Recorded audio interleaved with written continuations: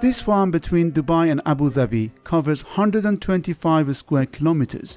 Much of the land is used to grow fodder in circular plots fed water by huge booms. But against the environmental odds, it also sustainably produces more than 3,000 tons of fruit and vegetables, peppers, sweet corn, tomatoes and aubergines.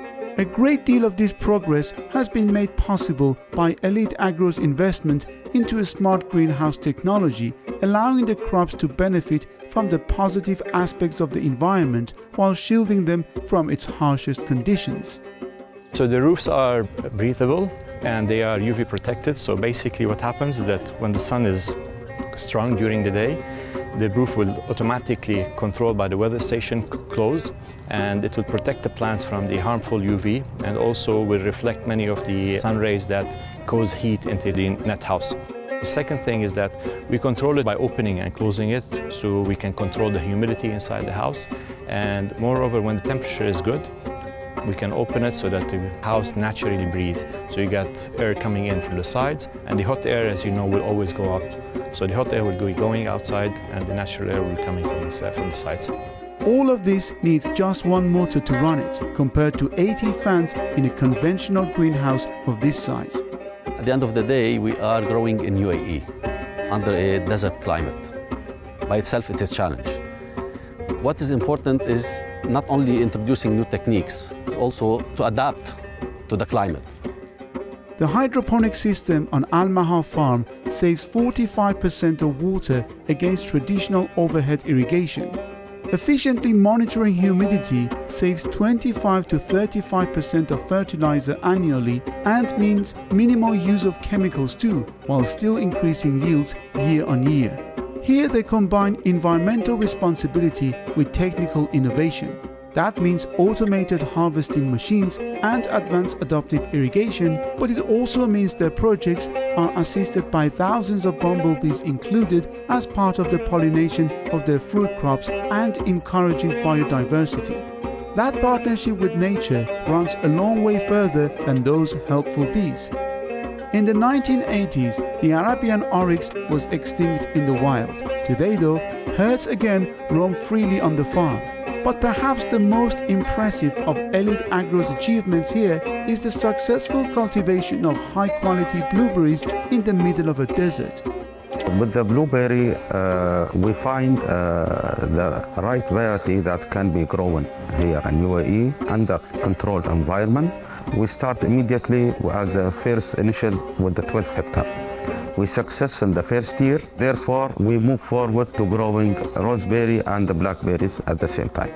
On this farm, production capacity has been more than doubled by adding 14 hectares of greenhouses dedicated to growing an additional 72,000 plants for the 2023 harvest.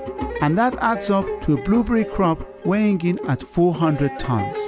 We started at the hardest point, and we moved from here to be successful in 12 other countries. And I believe that our success here has been a major building block in our success everywhere.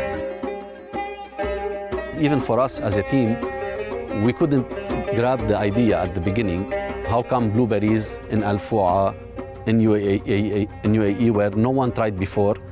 The breeders, they didn't have any clue about, okay, they have good varieties, but they don't know under these conditions how it will perform. So it was like a challenge and something new for everyone. Agriculture is in the heart of ESG. You cannot have ESG without agriculture because agriculture deploys 25% of the world population. It goes up to 50 or 60% when you talk about developing nations. Growing in such a harsh environment is a challenge.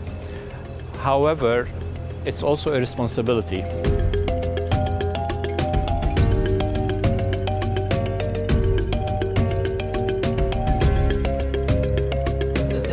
Start changing color. For Elite Agro, the S in ESG means using the lessons learned in the arid landscape of home in the UAE to help others in partnership with the government, providing training for growers from rural African communities on sustainable farming methods and technologies that can transform the odds of achieving greater self-sufficiency in harsher climates. I think it's a good opportunity for Senegalese people to know what is done in UAE and to be able to transfer it to our farmers. It will benefit me to train the farmers in my country and to give them the skills I learned here about the agriculture development. I like the initiative very much. Women in Africa, particularly in Ethiopia, they're participating in each and every part of the operation in the activity of agriculture. So empowering African women and particularly Ethiopian women is good to empower them and to involve in each and every decision activity and to make use of it. And intervention goes beyond advice and teaching. Elite Agro have developed the Smart Farm, a portable kit that can make a defining difference. It comes fully packed in one container. It can operate completely off-grid using clean energy from solar power.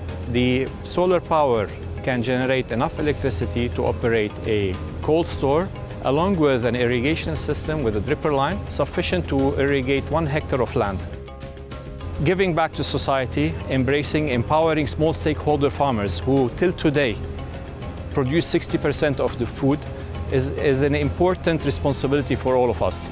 By that, we can support the subsistence of a family in a developing nation to have good production, quality production, and sufficient production to feed it and its constituents.